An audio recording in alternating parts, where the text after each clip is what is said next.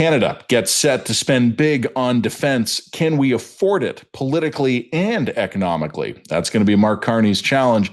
Also, what are we going to get for the money? And why are we going to be able to spend this much money on the military without actually getting a bigger military? This is On the Line.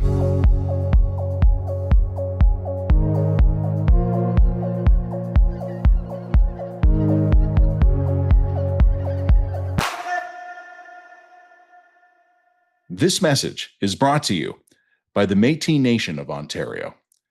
June is Indigenous History Month, a time to reflect on how Canada came to be. When American forces marched north in the War of 1812, Métis in the Upper Great Lakes stood in defense of the lands and waters they called home. They fought at Fort Mackinac, at Sault Ste. Marie, and at St. Joseph Island alongside the British to protect what would become Canada. The Crown promised land and security in return, but when the war ended, those promises faded. Métis families who left Drummond Island to remain free from American rule reestablished themselves in Pettatanguishene and in Sault Ste. Marie. The British promised they'd be able to live free and undisturbed, only to have their land sold out from under them in the following decades. Still, they stayed, built homes, raised families, and held on to their rights. In 2003, the Supreme Court of Canada affirmed what they had always known, that one of the Upper Great Lakes Métis settlements, the Sault Ste. Marie Métis community, holds rights protected under the Constitution. For over 200 years, Métis in the Upper Great Lakes have fought for this country, contributed to its economy, and defended their place in it. To learn more, visit OntarioMétisFacts.com. Hey, everybody. It's been a big day in Canadian news. We are recording this June the 9th, 2025. It will be released the next day. My guest is Christian Leuprecht. He is a professor, and I have to bring up his title here. I have to read it. It is a long and impressive title, so bear with me. I don't want to get it wrong. He is a professor at the Royal Military College and at Queen's University. He's an editor of the Canadian Military Journal. He is a senior fellow at the Macdonald-Laurier Institute. He is a visiting fellow at the Wilfried Martens Centre for European Studies in Brussels. And his forthcoming book is The Military's Response to Domestic Crises and Global Pandemics, Civil Military Relations for Domestic Operations. More to the point, he's been one of my go-to guys for defense and security matters for longer than I care to remember. Years ago, as an editor at the National Post, I would run his op-eds and his columns. I've interviewed him over the years many, many times for the radio. It is great to get him here on the line. He is joining me from Latvia, where he joined me with a bit of a time zone difference, but he was all up on the news of the day. Here is my conversation with Christian Leuprecht. Well, Christian, we have a lot to talk about today, and I am mindful of the fact that I am finding you in a different time zone. You're in Europe, and you're in a hotel room, and you're standing. So I kind of feel like we need to be as concise as possible, but we've still got a lot to talk about. But before we get into what was announced in Canada today, do you mind just telling us what are you doing overseas? You're at a cool event, and it's very germane to what you and I are about to talk about. Yeah, because Latvia is by far the largest Canadian Armed Forces expeditionary mission. We've scaled up here to a brigade-sized force. Much of our army equipment is over here because we have much of our equipment over here.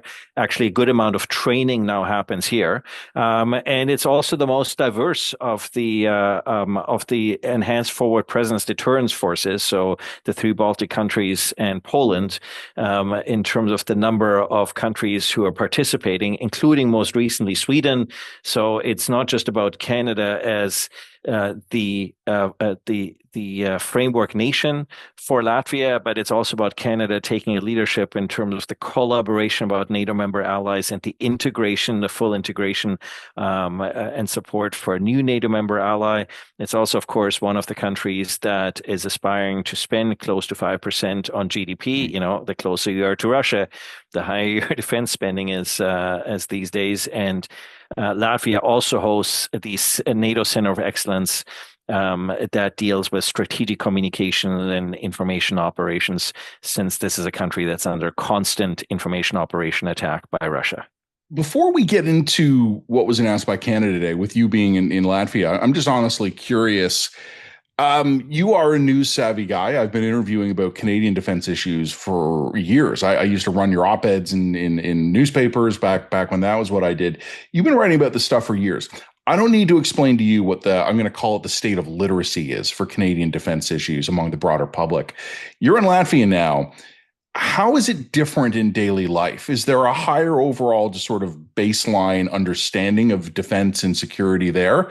Or is it kind of the same everywhere, right? Where you've got smart thinkers, but most of the public's tuned out focusing on reality TV and snacks? Well, since 2022, we can actually track this because all the Nordic countries and the Baltic countries have done regular surveys on this. And so the support for defense, the willingness to join defense and the like was up 10% after the invasion of Russia. So these sort of disturbed equilibria have really been an impetus here. And look, I mean, some of my friends here are reservists that literally have their equipment in their car, and people are prepared for the eventuality that the Russians are coming. And I think that's the real big difference between Canada and when you're here, a matter of a couple of hundred kilometers from the Russian border, where by 2026 you will have 1.5 million Russian soldiers under arms and a vast Russian defense industry, and multiple European military intelligence agencies showing that Russia and Putin intends to march on one of the Baltic states, take out a chunk of land, and basically challenge NATO. And there's a sense here by people that it's not if, but when they will need to defend their country. And that's the difference with defense spending here. And I always tell Canadians that, yes, we're spending a bunch of new money on defense, but my issue is I worry that the moment politicians see money, they want to spend on jobs and they want to spend on industry and so forth. And they say, we're not spending on defense, we're spending on deterrence because there's only one game in town, which is to change the mind of the thug in Moscow. You know, it's funny. I've made this point, Christian, many times before, probably more than once to you. We don't, in Canada, our problem typically has been that we mislabel things. Why is our military procurement so terrible at procuring stuff for the military? Because it's actually an economic development agency. And that's the way Canadian politicians have used it, where, okay, so the Army needs this or the Navy needs that. What's the maximum number of jobs in high profile ridings or target ridings that we can get? Other countries don't have that luxury. It's funny, you saying just a minute ago about Latvian reservists keeping their equipment in cars. Just ahead of our last federal election, and I won't talk too much about politics with you because I don't want to get too off track this early in the podcast, but I was talking about gun policy because I wasn't clear where Mark Carney was going to go with guns. And I was talking to someone who's a very smart person who basically said, no civilian should have guns in a democracy. It just shouldn't exist. The Americans should have taught us that. And I remember just saying to them, a lot of civilians have guns in a lot of democracies. They just have to keep them for other reasons. And I think Latvia is a really interesting example of this, where the line between regular service militaries and reservists is vanishingly thin because it has to be. Yeah. Look, I mean, I think so there's two separate issues here. One is that I think a lot of Canadians live in the utopian constructed world that they would prefer to live in, as opposed to the world that we actually live in. You know, when people say like, well, we should just sit down and negotiate with Putin. How do you negotiate with somebody who rapes, pillages, steals, and runs the first war of aggression in Europe in 3/4 of a century with absolute brutality and disregard for civilian life? Even if you could negotiate with that sort of a person, could you ever trust that person, the deal that you strike? The other problem is that people have not read Unrestricted Warfare. I think the most important book to read by adversaries in the last 25 years, written by two Chinese colonels. And if there's one thing you got to take away from that book, our adversaries in Beijing and Moscow see themselves at war with us. And that is how they behave. We have this antiquated view that there is peace and there is war. And we need to change our mindset and understand that we are under constant threat, under constant attack, And if you looked at for instance, some of the wording with the defense announcement today, there was a clear communication on the cyber side that yes, indeed, we are under constant attack. And so as Canadians, I think we need to drag and kick and scream ourselves into the 21st century and the reality that we actually live in. And, as realists often say, if you want to live in peace, you better prepare for war. Years ago, a buddy of mine, and I cite him often, told me, he was a veteran, and he told me one of his rules of life that he had learned from military life that he found was very applicable to civilian life was to always remember in every situation, the other guy has a plan too. And I think, we in the West, like, we're very good at setting budgets and frameworks and having events and having collaborative, blue ribbon task forces. But we sometimes forget that there are other people in other parts of the world who are looking at us, figuring out how to take us on. And I think when you remember that, it is a useful corrective. You've mentioned today what we're really here to talk about. A big announcement Monday morning Eastern time for you. So it would have been later in the day in Latvia. But for us, it was in the morning. Mark Carney, Prime Minister of Canada, giving a speech, touring a military facility in Toronto. And the thrust of it all was that we are accelerating our defense spending to meet the 2% NATO commitment, and we're doing it basically immediately. Justin Trudeau had said it was going to take him 8 or 9 years. Mark Carney originally had committed to doing it in 5 years. Now he says we're doing it by the winter. We can talk some of the details of this, but I'll turn the mic back to you here. What was your immediate reaction? And one of the things that jumped out at me is that we've got the G7 coming to town in just a couple of days. We're hosting the G7 summit. He needed a deliverable. This was still a surprising deliverable. I thought maybe it would be a 3-year timeline. I didn't think it would be by the winter. I think it is a recognition by the Prime Minister, the Canadian Armed Forces, first and foremost, are an instrument of foreign policy. They are arguably Canada's most important instrument of foreign policy. And letting that instrument atrophy has come at massive risk to Canada's reputation and credibility. And we are now at the point where half the units in the Canadian Armed Forces are not actually able to deploy in a time of crisis with what the former Minister Bill Blair described as a death spiral. And so this is what Prime Minister Carney is looking to at least stabilize and hopefully reverse with the immediate investment that he is making. And look, this is a political decision. It is a signal ahead of the G7 to our closest allies and partners, and is a signal before the NATO summit that the one country NATO that was spending less than 2% on defense of GDP and less than 20% on capital is at least prepared to do the minimum that it had signed up for at the Wales Summit in 2014. And where we had a plan in 2017 to actually get there slowly, which the previous government decided for political opportunist reasons was perhaps too expensive, and so we scaled it back to basically the problem that now, whatever Canada says, all our allies go, well, you can't be taken seriously. That's, I think, why the Prime Minister had to make the case that we were putting in the money, not 2 years from now, not a year from now, but we are putting in it now. And what's interesting is, I think, so it's an ambitious plan. It is a significant amount of money to spend in basically half a year until the end of the fiscal year. But most of the money is being spent on existing programs under existing authorities, and half the money has already been allocated by Treasury Board.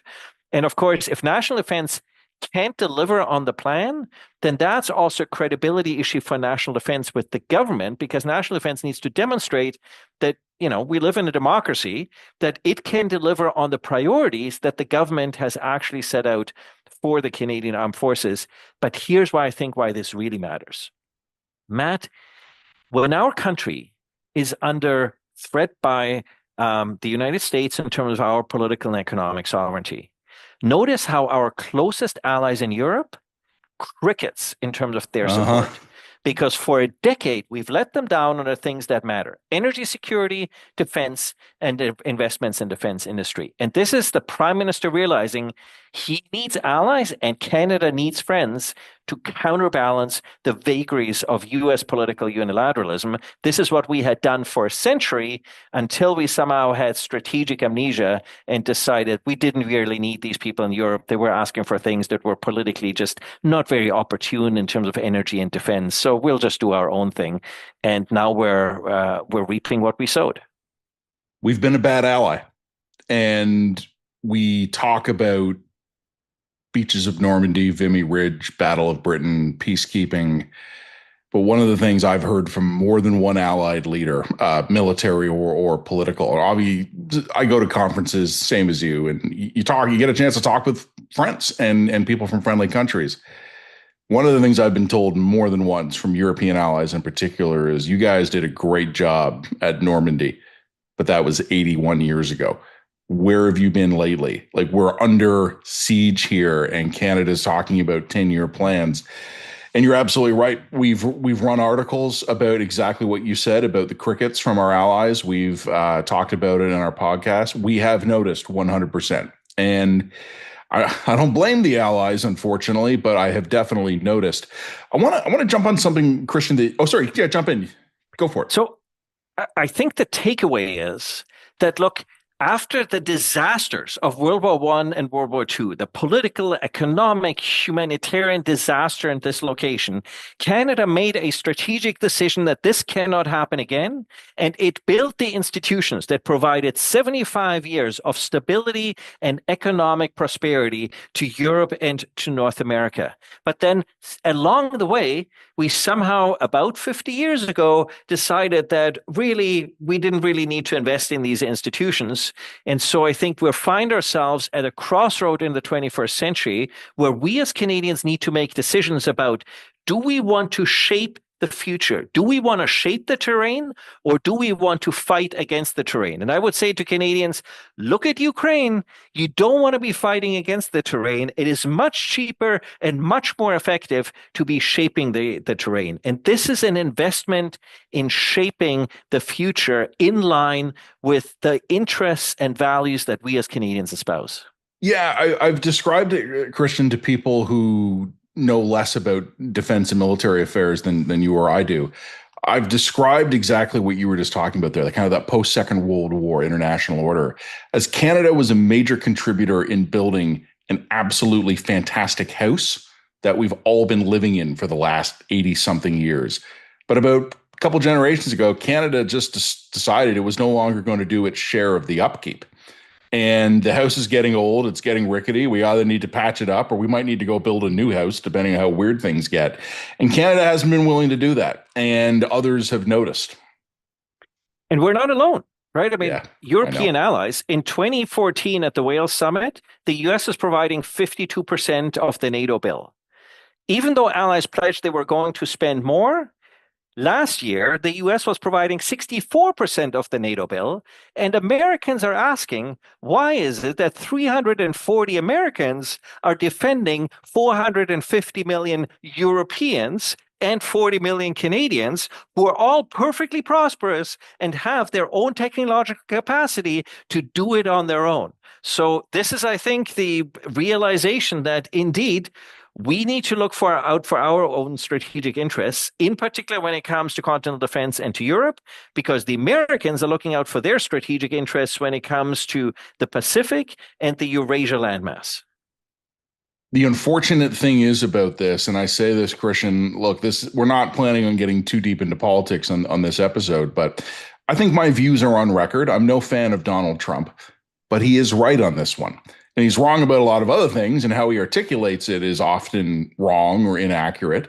But the Americans were eventually going to get tired of this, and they did not. They weren't subtle about it. We had Barack Obama, we had Joe Biden giving very similar warnings that America was paying a disproportionate share of the defense burden of securing the Western alliance. And Canadians and Europeans kind of went, "Oh, that's nice." And then we convinced ourselves, well, they'll never stop. It's not in their interest to stop, so they'll just keep doing it forever. And they haven't stopped, but they seem to be interested in doing a whole hell of a less. And it's been fascinating to me, genuinely. And you're probably having similar conversations where you are.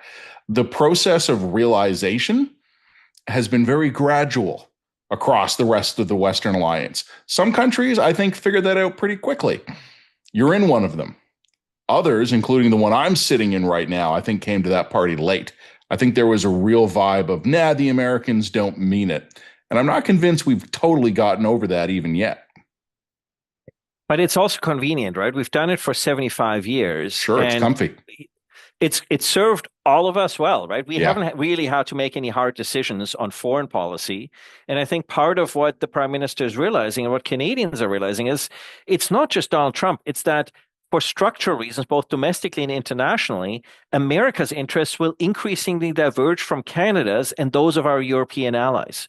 So it's not that the U.S. doesn't necessarily want to do it. It is that the U.S. simply has different priorities in the world. The challenge, of course, for this country is having a real conversation about foreign policy could be deeply divisive. Remember that the single greatest national unity crisis in this country came out of a foreign policy issue, out of conscription. And so I actually think, to some extent, part of the reason why investing in defense and why debates about foreign policy are so divisive, as we also saw in terms of our relationship with other countries such as India, is because when you live in this diverse a country, that is going to be a real challenge. And this is why I think really Canadian politicians would prefer not to go there. And that's also why they need the top cover from multilateral organizations such as NATO now to draft behind and say, well, this is what our allies want us to do, so that we don't need to have that conversation in Canada. Something you'd mentioned when we were talking a little bit about what the Prime Minister announced on Monday, and I think it's really, really important, is that a lot of it's existing money. And I'm not saying that as a criticism, or a lot of it is existing programs. I've had the chance now to take in the on background technical briefing that defense and military officials gave to journalists. And one of the things that jumped out at me in that, and again, not a criticism, I just want to make sure we describe what this announcement is correctly. Basically, two things are getting us to the 2% target. One of them is we are reassigning some spending that we did not previously count as defense spending. Now we're counting as defense spending. And it's not a huge amount, but it's some security spending, some intelligence spending, some veteran spending, and some Coast Guard spending. We're now going to be counting towards 2%. I'm okay with that because other allies do that in their own way. And whatever. Everybody's going to try and present their numbers as best they can. But the other thing that jumped out at me was that most of the actual new money, not money that we're reassigning, but actual new cash commitments, are going not to create new capabilities. They're going to fix problems we have with our current capabilities. And you had mentioned a few minutes ago, Christian, that the half of the military's units are not currently able to deploy. The reason they can't is basically a threefold problem of not enough equipment that's serviceable, not enough people that are trained, and not enough training capacity to train new people. A lot of this money seems to be going to fixing those problems. And I think it's just important to say to people, the real spending, the real transformation of the Canadian Armed Forces to kind of be ready for 21st century battlefields, we're not talking about that yet. We're not talking about the hundreds of billions of dollars we're going to have to spend to add new capabilities. Right now, everything that was announced today is to kind of fix the state of the military as it exists. And I know that there was some stuff around cyber and digital, so I don't want to say that there was zero new stuff in there, but I just don't know if the public, Christian, appreciates how much money we could sink into the armed forces without adding a new soldier or a new capability. All we would do would be to actually have in reality what we already claim to have on paper. Well, this is a force that was effectively at a point where it could no longer deliver for the government of Canada, and it could no longer deliver for Canadians. Imagine a global crisis and a domestic crisis. We got lucky during the pandemic that there wasn't a major international security crisis. But look, we are struggling. The government announced this brigade-sized deployment to Latvia. But we are struggling to staff that deployment. We're struggling to equip that deployment. And as you point out, we're struggling to provide the training regimen that can actually get the people. And so indeed, I think there's a recognition in that funding that we need to do what the military calls force generation and force sustainment, because we've spent 30 years only worrying about operations. We've just told the Canadian Armed Forces, just go do it. And why have we done that? Because politically, we haven't been willing to take any risk on the political side, on the financial side, on the reputational side, to actually make these types of investments, because some of them will run over budget, some of them just won't give us exactly what we're trying to get out of it. This is the nature of defense. And politicians on both sides of the aisle have not wanted to own this. And so this is, I think, the Prime Minister signaling that he's prepared to take some of that political risk in terms of, at least, as you point out, getting the Canadian Armed Forces where they need to be in terms of the units and the people that we actually have, so we can actually use those to the effect that we would want to use them with the minimum capabilities that we have. And some of this is very basic stuff. Some of this is making sure that we have housing for military members that's not decrepit, to make sure that the toilets actually flush in your local barracks, and to make sure that in the trades that are desperately understaffed, we can actually pay people rates that are comparable to the market, so they don't get trained up and then decide to leave because they're frustrated with the organization and they can make more in the private sector anyways. Yeah, no, I had a conversation probably about a year ago now. And again, Christian, trying to avoid politics here, but I was talking with a conservative, and I was pushing them a bit. It was a private conversation, but I was like, I know you guys are going to talk a big game heading into the next election, that you'll do better on than the Liberals, blah blah blah. But are you actually, or are you just going to basically promise we'll do 10% more than the bad job the Liberals are doing, and we'll call it a day? And he hummed and he hawed, and he didn't want to give me a straight answer. But what he eventually said was, look, we understand the political imperative of being seen to spend more. And one of the things that he said the broader public doesn't understand, and Christian, this is exactly what you were saying a minute ago, is that we could hit 2% of GDP for a couple of years, and all we would need to spend the money on was base modernization, or military housing, military port facilities, runways, airfields, radar systems, communication systems. And to your point, very much quality of life, like proper installation in buildings, proper HVAC systems. You've mentioned plumbing. Plumbing is notoriously bad on some bases, particularly some of our northern bases or more rural bases where they haven't had proper maintenance done on them in a shocking amount of time. A lot of the money that was announced on Monday, I think, will be consumed on very basic upkeep. And I'm not saying that as a criticism. I think it's necessary and I think it's overdue, but I also understand what's being announced here. And I'm not accusing the government of any sleight of hand here. I just think the public needs to understand that we are tens of billions of dollars behind, not on creating the modern fighting force of tomorrow, but of making sure that the recruits of today have a clean place to sleep and proper uniforms to wear.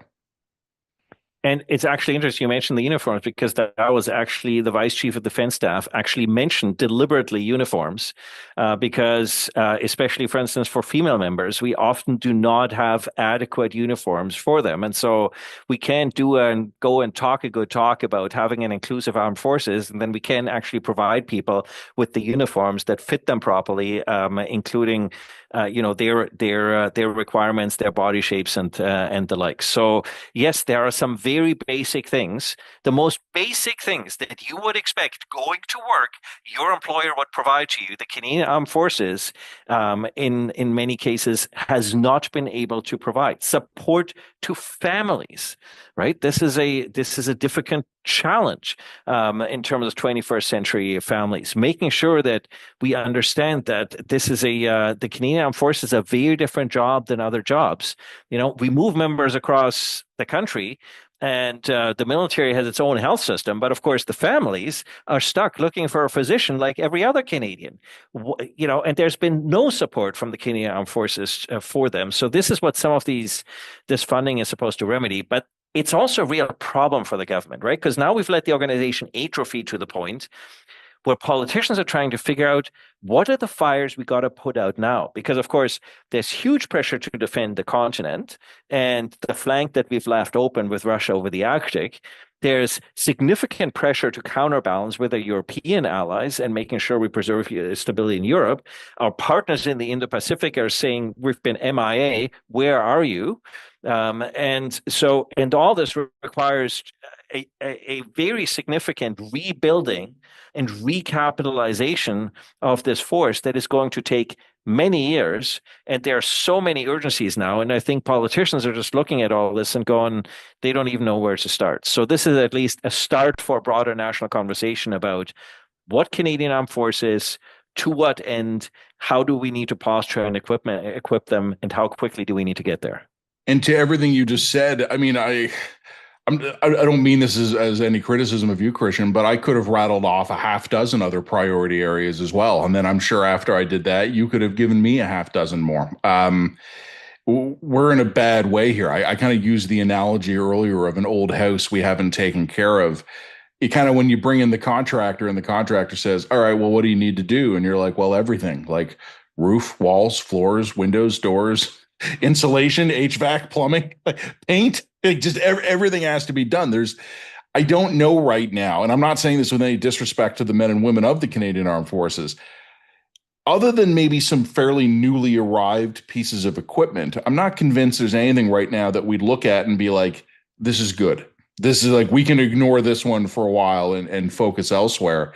And to your point a minute ago about kind of the military families and whatnot, I did want to spend a minute, Christian, talking specifically about one of the planks has been identified, which is recruiting and retention. And I want to, for the listeners here and the viewers, I want to explain the difference between those terms.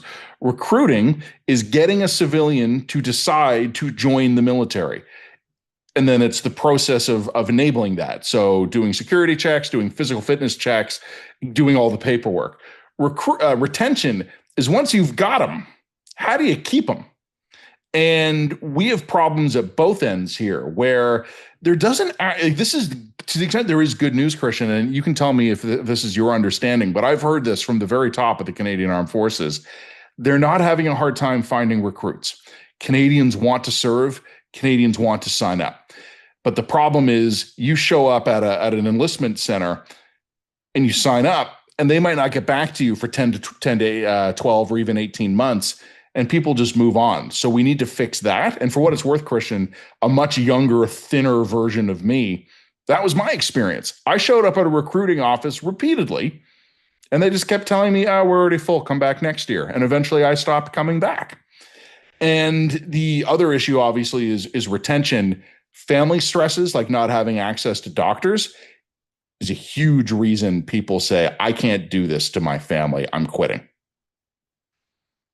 The organization is about 20% of people short. Imagine if you come in every day and you're short on people. But of course, it doesn't distribute evenly throughout the organization, because when you deploy to Latvia, you need to have those units fully staffed, because if the Russians do show up, you'd be putting the whole operation at risk. So that means that other units are very short-staffed. And so people are constantly doing 1.5 jobs or more, and you can see how that might wear on people sort of after a while. So this is meant to remedy some of that. But the most important thing the government can do to that in that regard is not actually any amount of money.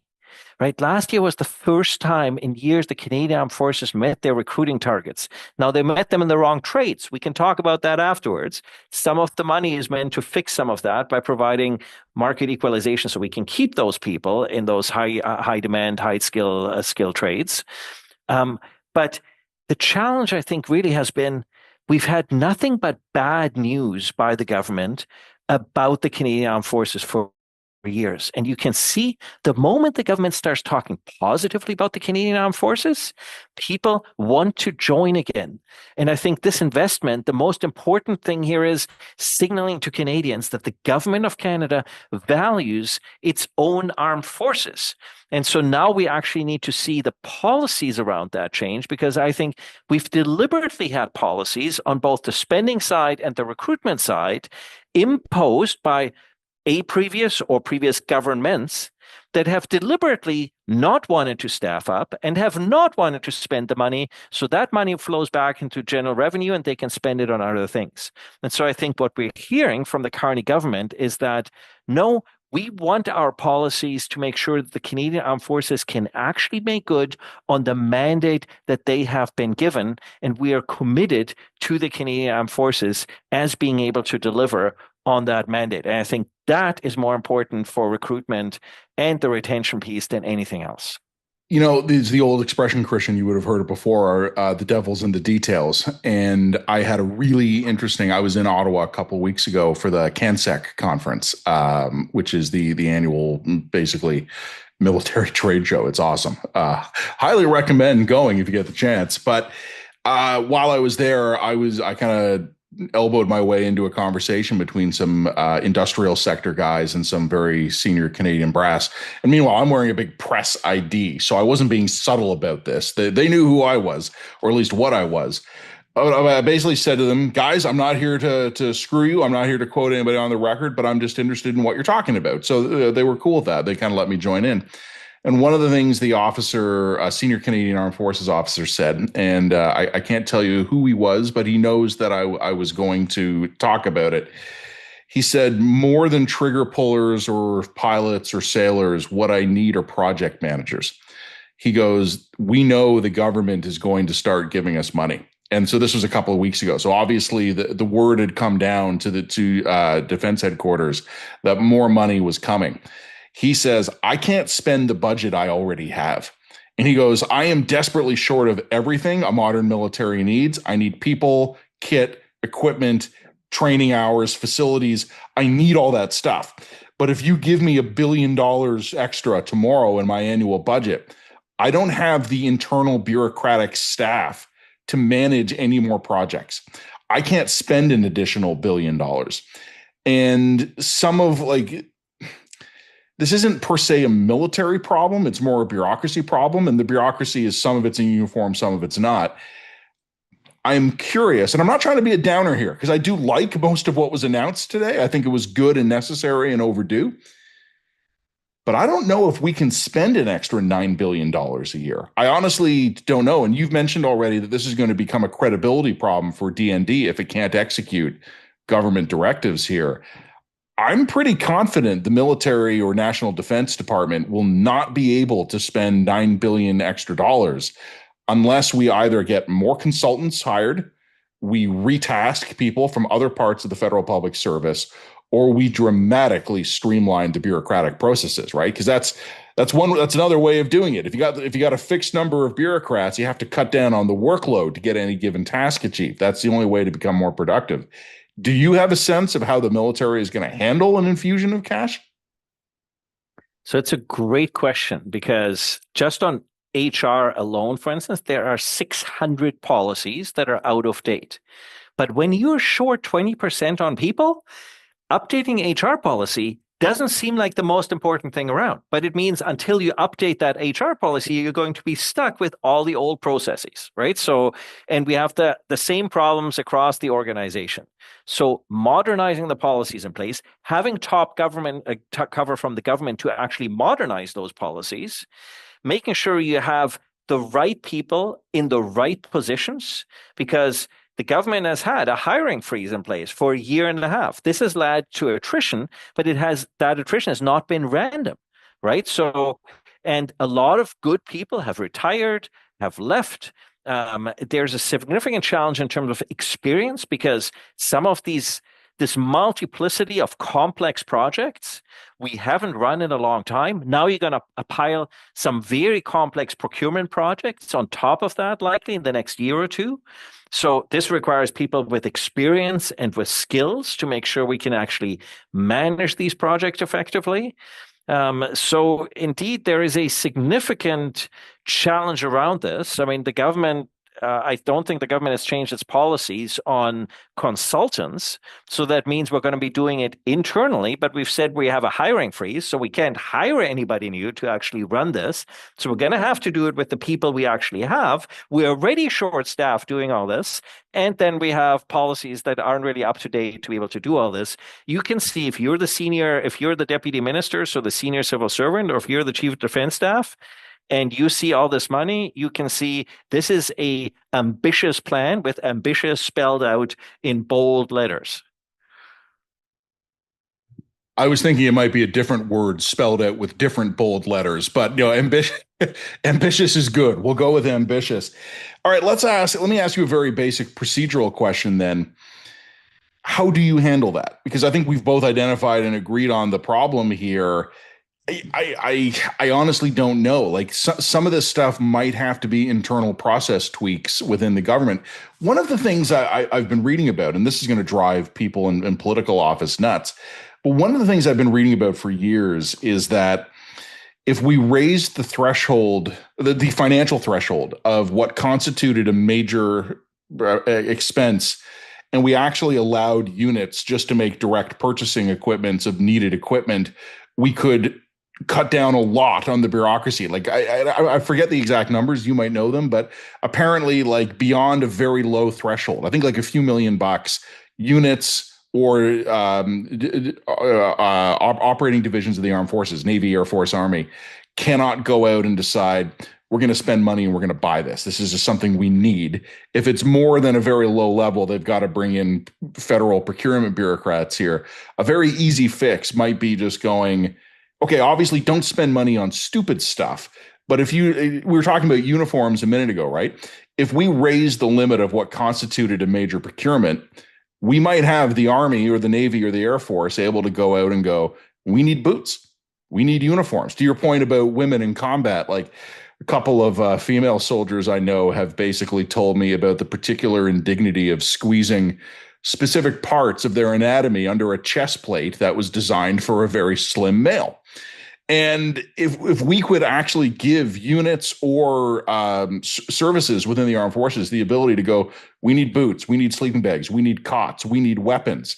You and I have laughed before about the Canadian multi-decade odyssey to buy a new 9mm pistol. We can fix some of these problems just by having very small bureaucratic tweaks here.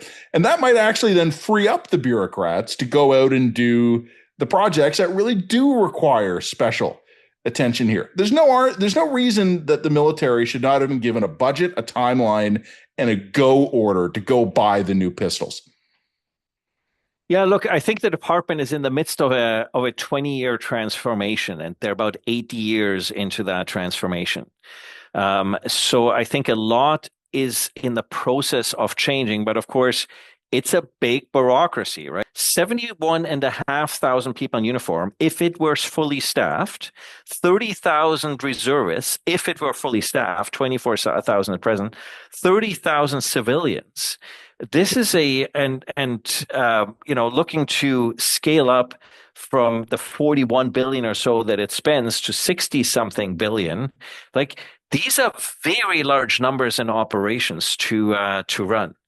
And one of the challenges always for politicians in giving defense money, not just in Canada, but elsewhere as well, how do you make sure that those huge amounts of money actually get spent for the ends and the purposes that the politicians have decided? And so I think what we've also had is a bit of a trust issue between the people's representative and the Department of National Defense and the Canadian Armed Forces. So delivering on what the government has decided are the priorities.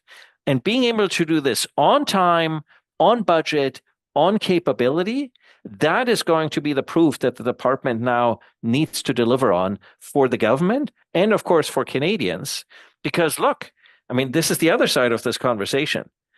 These are huge amounts of money. We're currently running a $50 billion structural deficit on about $113 billion on direct federal government spending. The government's already decided we're not going to raise taxes, right, given that they just rolled back taxes. So it only has two options.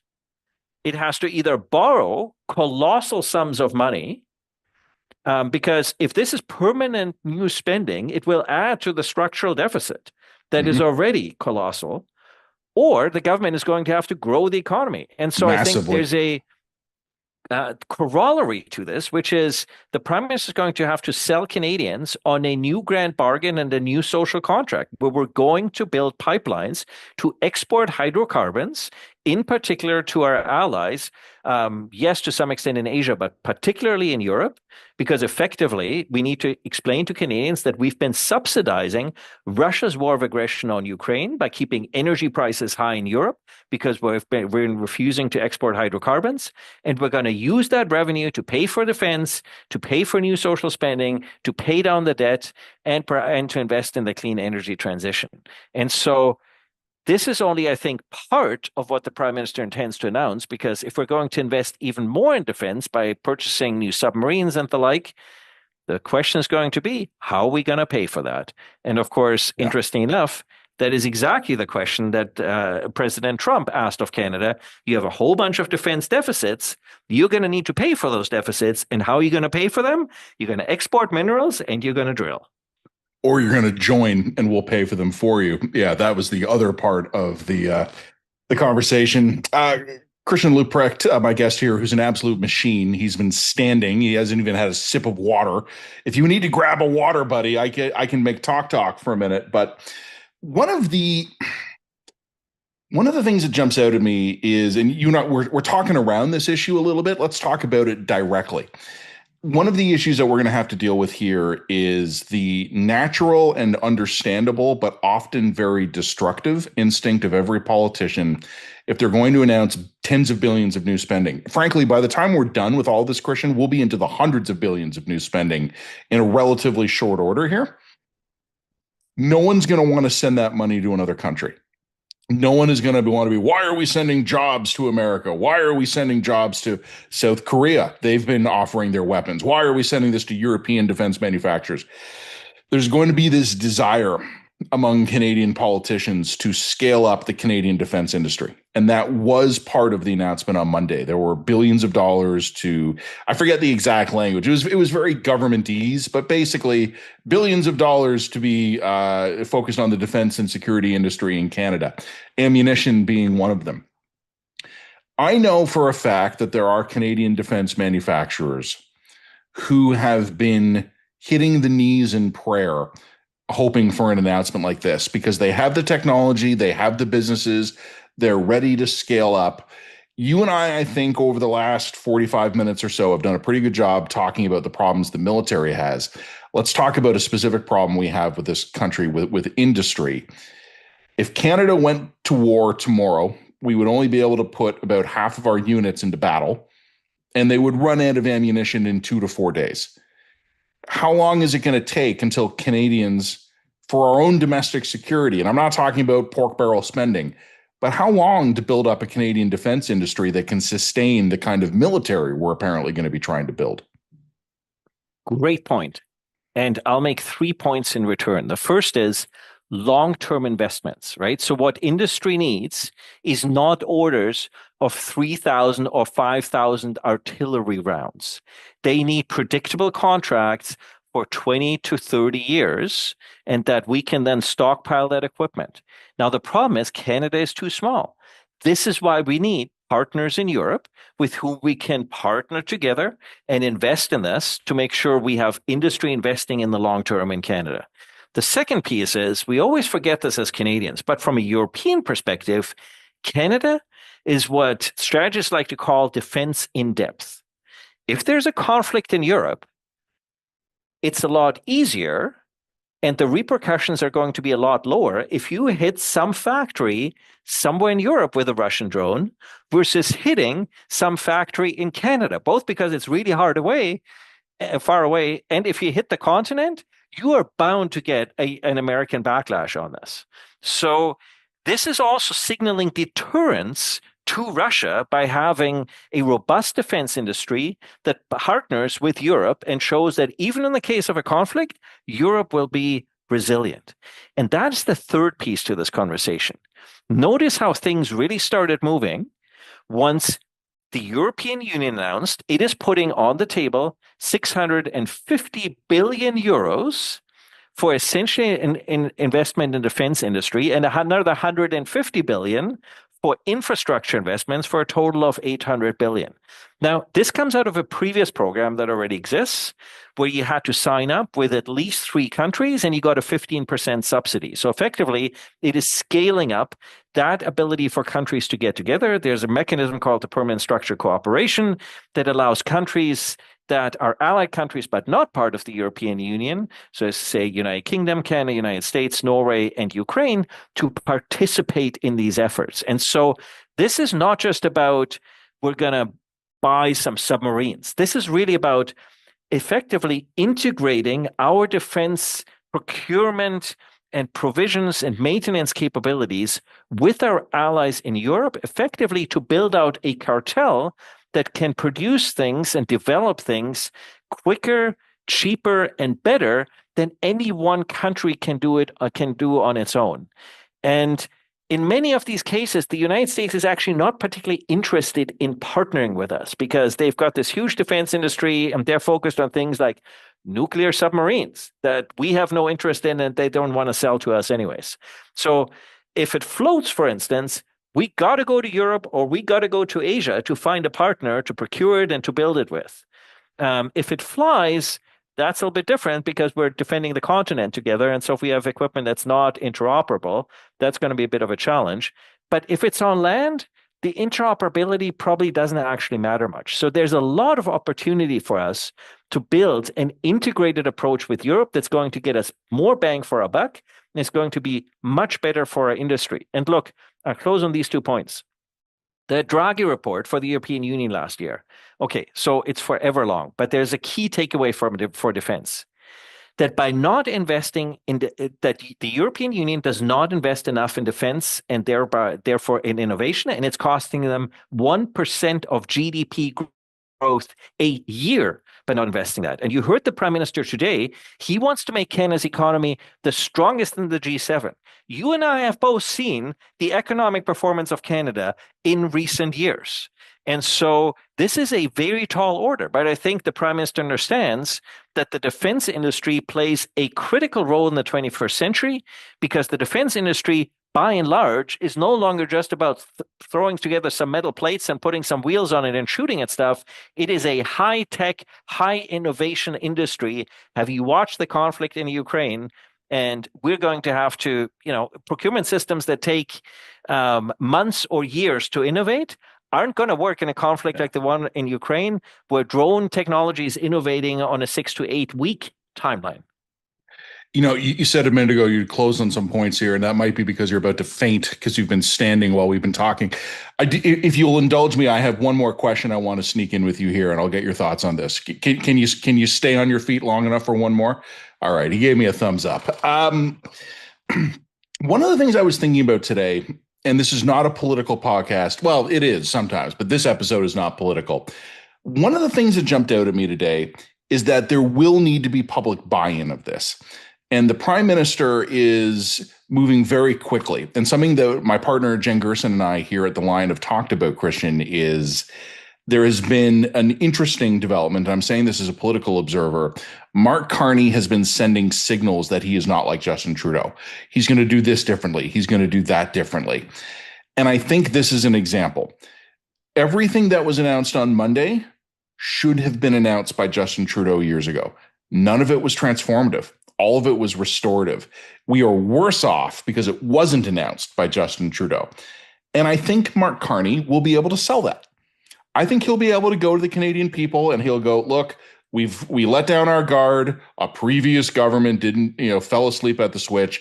We're making targeted investments. Like, I could almost write the speech for him. What I'm curious about is, when will the public buy-in start to erode? When we talk about, hey, we have to do right by our soldiers, we got to make sure they're properly equipped, I think Canadians will buy in on that. We need to replace equipment that's getting old. We need our men and women in uniform to have the best. I think they're going to buy in on that. But you were talking about the numbers a few minutes ago, about $50 billion federal structural deficit. We're talking realistically here, dozens of billions of new military spending every year on top of what we're already spending. When does the Canadian people writ large, when do the Canadian people writ large go, that's too much? And how the hell does any government, conservative or liberal, manage that?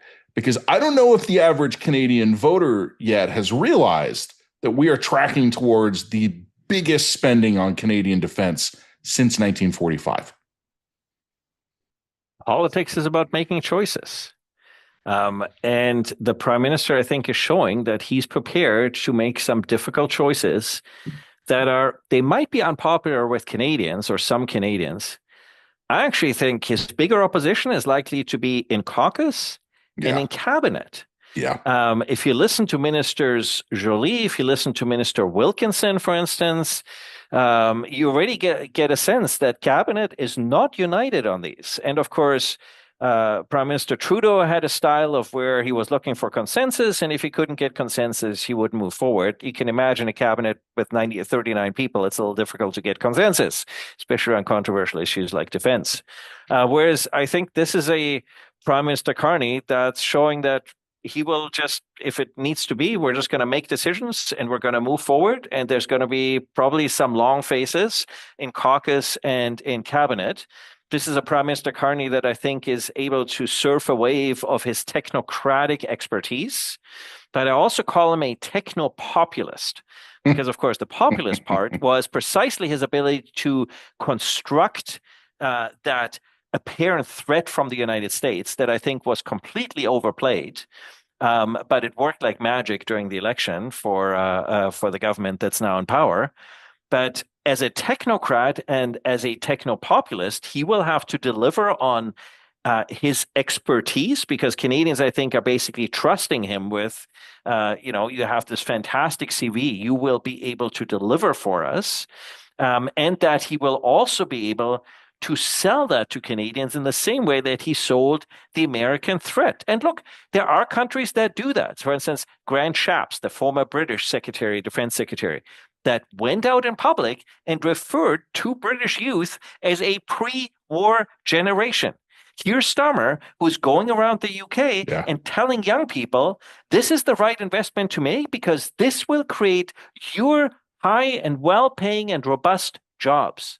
And so will we see a prime minister that actually has the courage to do that, to go to Canadians and to try to sell this? And I think so it's interesting that the announcement was made in Toronto, at the University of Toronto, at the Monk School, because some of the writings that are the most non-disposed, shall we say, towards the military are, of course, around the University of Toronto and downtown Toronto. So this is exactly where you need to go, and you need to explain to Canadians what we're doing, why we're doing this, why this is the right thing to do, and why this is good for them at a time when they are worried about their checkbooks, they are worried about what government delivers for them, they are worried about their cost of living, and that these are not guns or butter, but that it can actually, in the 21st century, with a smart policy approach, can be both.